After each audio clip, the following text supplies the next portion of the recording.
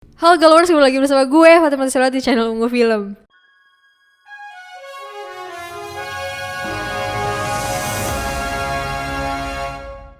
Gimana kabar kalian? Semoga sehat-sehat aja ya. Setelah kemarin filmnya santai-santai, kita akhirnya bahas film brutal lagi. Haha. Kemarin asisten magang nulis gue latihan nonton Remember. Sekarang ada peningkatan nih, yaitu film Evil Dead, hasil pembaruan dari film lamanya di tahun 1981. Maksa marketing gak apa-apa lah ya. Boleh.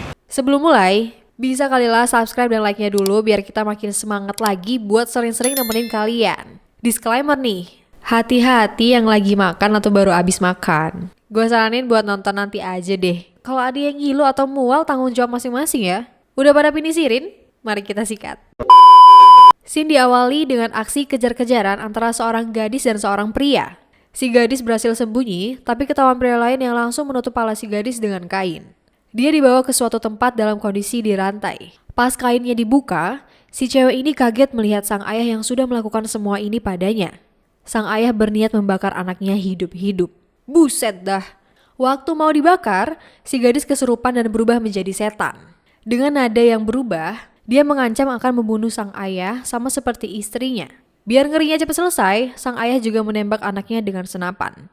Dan inilah Evil Dead. Cerita berganti pada sepasang kekasih bernama David dan Natalie yang baru sampai di sebuah rumah. Mereka udah ditungguin sama teman David yang bernama Olivia, Eric, dan Mia, adiknya David. David ngasih kalung yang terbuat dari pohon buckthorn ke adiknya biar tekadnya bisa kuat terus. Abis itu, Mia berjanji di depan teman-temannya dan kakaknya untuk gak pakai narkoboy lagi. Wow, efek kalungnya langsung terasa gitu ya. David ngambil kunci rumah tapi pintunya udah gak kekunci karena dibuka paksa sama seseorang. Dirasa gak ada orang, mereka berlima membuat rumah tua itu jadi tempat tinggal yang layak.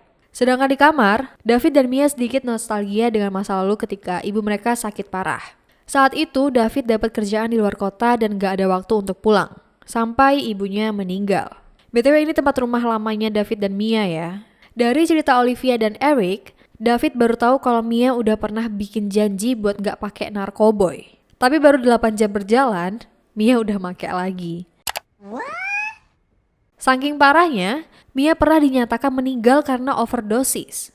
Untungnya bisa selamat karena disetrum. Tujuan Olivia dan teman-temannya yang lain bawa ke situ adalah untuk menghentikan Mia dari kecanduan. Tapi David punya tujuan sendiri untuk memperbaiki hubungan kakak adik. Seperti yang sudah pernah terjadi, Mia mulai teriak-teriak karena efek lepas dari narkoboy. Untungnya ada Olivia yang nemenin Mia biar tenang, sampai akhirnya mereka ngasih suntikan biar lebih tenang dikit. Mia terus-terusan mengeluh bau busuk, cuma ya Olivia dan Natalie cuma nganggap itu efek halunya aja. Anjing peliharaan David mengoyak karpet yang bikin mereka semua kaget karena ada bekas darah dan sebuah ruang bawah tanah. Begitu dibuka, bau busuknya baru kecium. David dan Eric turun ke bawah dan membuka ruangan yang jadi sumber bau busuk. Di sana terdapat bangkai kucing dan bekas kayu bakar. Oh alah, ini mah adegan di awal cerita tadi. Mereka membuka buku yang dibungkus plastik dan shotgun beserta pelurunya. Eric membawa dan membuka segel buku misterius itu di kamarnya, lalu dibuka-buka isi bukunya. Ketika jarinya berdarah karena kena sesuatu, dia sempat ngelihat peringatan di buku untuk jangan diucapkan, jangan ditulis, jangan didengarkan. Dia malah ngarsir bagian tulisan yang sengaja ditutupin. Di situ tertulis, Kunda Astrata Montose Kanda. Kenapa gue baca? Tapi kan ditulis sama Kang nulis gue. Ini ntar Kang editor jangan dengerin ya. Gak apa deh, yang penting gak gue doang yang kena. Oke, lanjut.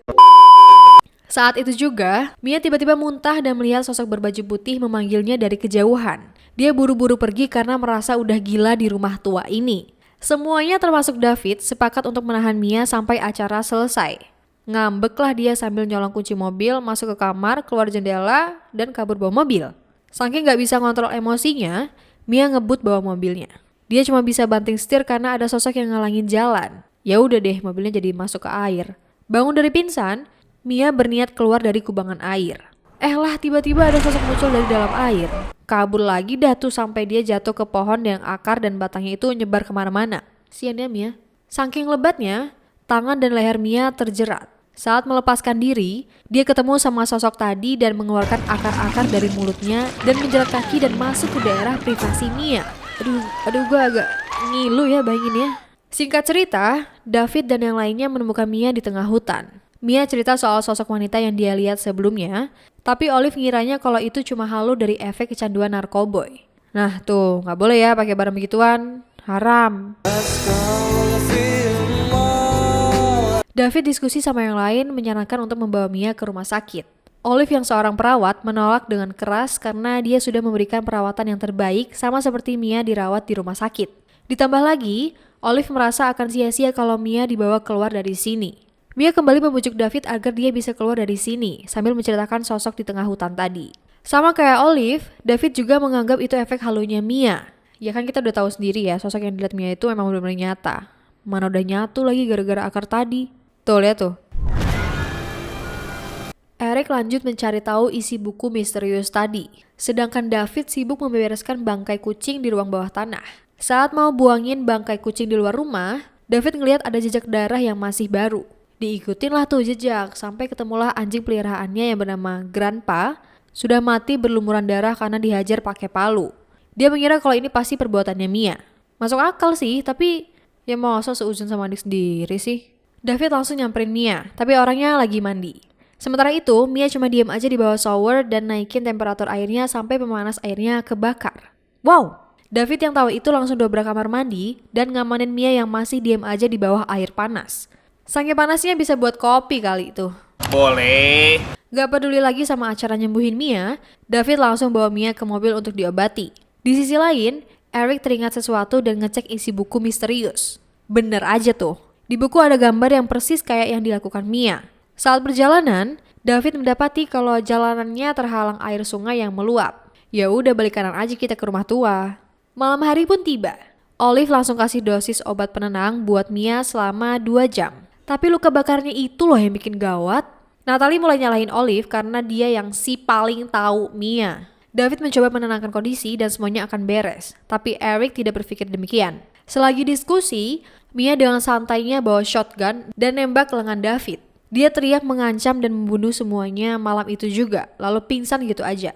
Olive mencoba ngambil shotgun di dekat Mia, tapi tiba-tiba Mia mencekram tangan Olive dan muntahin darah lewat mulut ke wajah Olive. Mia yang terjatuh di ruang bawah tanah langsung dikunci sama Eric dari luar. David menyuruh Olive untuk ngambil obat bius lebih banyak untuk menenangkan Mia, sedangkan Natalie ngambil penjepit untuk mengeluarkan pecahan peluru di bahu David. Eric yang gemeteran ngasih tahu ke David kalau obat bukan solusinya. Menurutnya, ini semua ada hubungannya sama praktik sihir yang terjadi di awal cerita. Saat Olive mau ngambil obat penenang buat Mia, tiba-tiba dia dihantuin sama sosok mirip Olive dari balik kaca. Buku misterius membalik lembaran ke bagian orang yang lagi bawa pisau. Saat itu juga, pintu kamar tertutup dan Olive mematung dan buang air sembarangan. Wah, udah fix nih, kesurupan. Eric ngecek Olive di kamarnya dan mendapati Olive ada di kamar mandi lagi ngelebarin mulutnya pakai pisau. Eric ketakutan dan kabur dari situ. Malah kepleset. Ya udah, dadanya Eric ketusuk sama Olive pakai serpihan kaca dan matanya ditusuk pakai suntikan. Untung gak sampai membunuhnya. Jadi Eric melawan dan bikin kepala Olive terbentur di dinding bathtub. Masih belum cukup, Eric menyerang kepala Olive pakai pecahan bathtub sampai tewas. David mencoba memberikan pertolongan pertama pada Eric. Eric mengakui perbuatannya pada David kalau dia sudah membaca semacam doa untuk membebaskan makhluk jahat. Kalau ada korban gini baru lo ngomong, Mas. Kemarin-kemarin ngapain aja? Natalie pergi ngambil air dan gula untuk penyembuhan Eric. Pas lagi di dapur, Natalie udah ngeliat pintu menuju ruang bawah tanah kebuka dan pintu ke arah David ketutup sendiri. Ngerinya nih, Mia manggil-manggil Natalie dari ruang bawah tanah.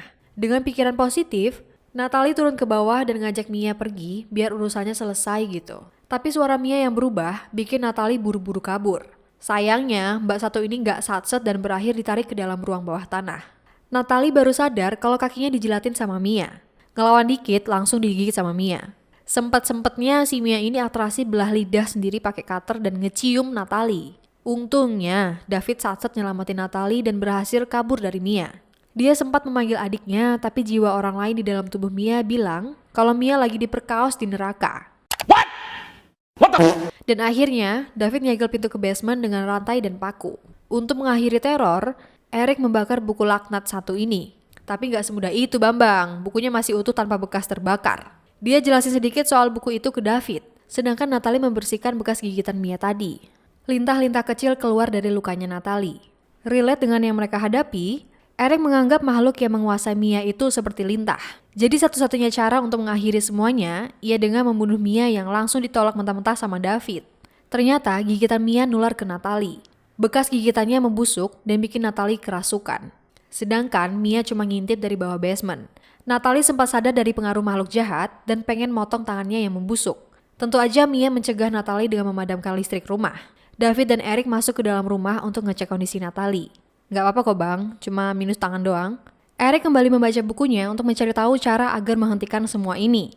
Ada 3 cara untuk mengusir makhluknya, yaitu dengan dikubur, dimutilasi, dan dibakar. Oh iya, katanya makhluk jahat di buku ini tuh bangkit kalau dia sudah makan 5 jiwa yang ditandai dengan hadirnya hujan darah.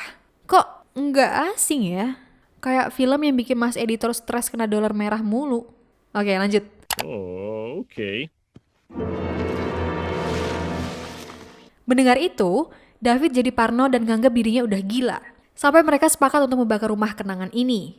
Saking asiknya debat, mereka nggak sadar kalau Natalie kerasukan lagi.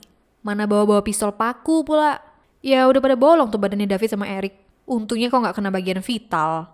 Karena kondisi Eric yang belum sepenuhnya pulih, David terpaksa menyerang raga pacarnya sendiri. Natalie berhasil dihentikan sementara, dan Eric menyuruh David mengambil shotgun.